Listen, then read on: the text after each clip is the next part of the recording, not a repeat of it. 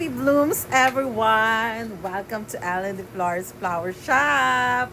So, ngayon, gumagawa kami ng mga craft display. Okay, para pagpunta nyo dito, meron na kayong mga aabutan.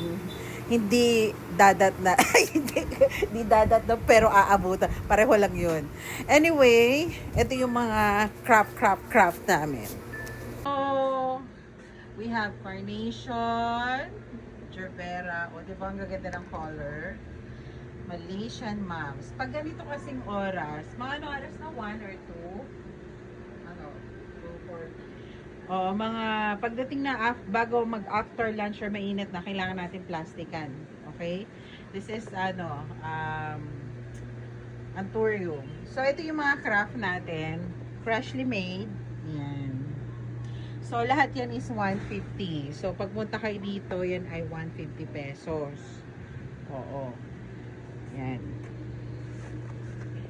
Freshly made.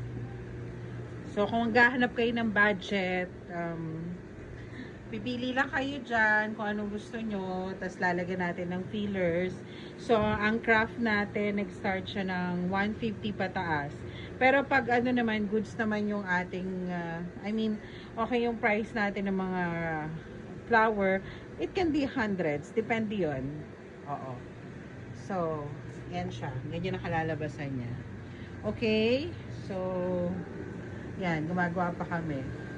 So, ayan. Meron tayong peony. Lilies. Mga fillers natin dyan. Yan. So, mga roses, ganun din. So, gawa nyo guys. Pwede naman kayo mag-order online. So, message us.